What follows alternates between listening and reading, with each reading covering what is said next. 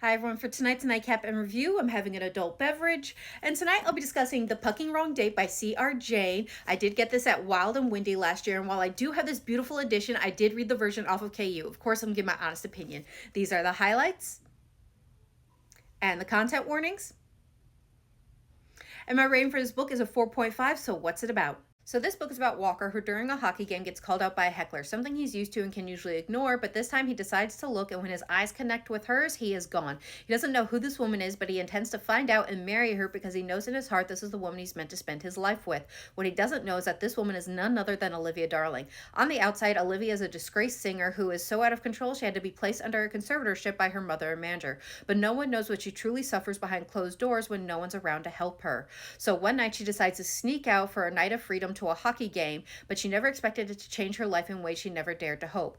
Now she has this big crazy hockey player following her around, calling her the one and saying he's going to marry her. And maybe his crazy's starting to rub off on her, but she's starting to believe him. So what are my thoughts? Again, I'm giving this a 4.5. I had an absolute blast reading this book. Now with book 1, we had obsessive and unhinged behavior from Lincoln. I absolutely loved him. With book 2 and Ari, I felt he was more obsessive and less unhinged. But with book 3 and Walker, that obsessive, unhinged behavior is back, and I felt like he was giving Lincoln a run for his money, which is probably why I enjoyed Walker's book so much.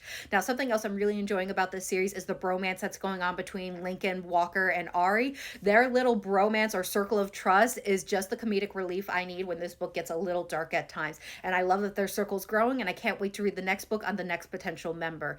And I will definitely say that Birds of a Feather skate together with these three because they see no problem, will even provide tips on their questionable, unhinged behavior. But they are very much ride or die for one another, as we see towards the end of the book, and I loved it. So I am enjoying the bromance just as much as I am the romance in this series.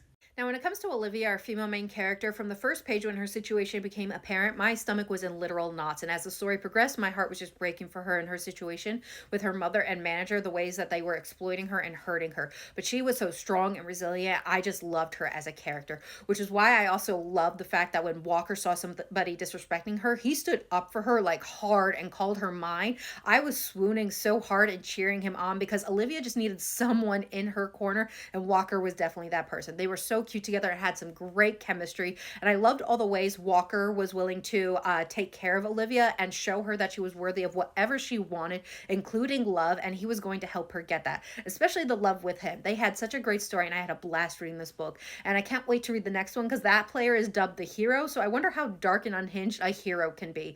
Overall, I'm having a blast reading this series. This book is currently available, and I do recommend it, especially if you're looking for dark, unhinged sports romance. I hope everyone has a good night and happy readings.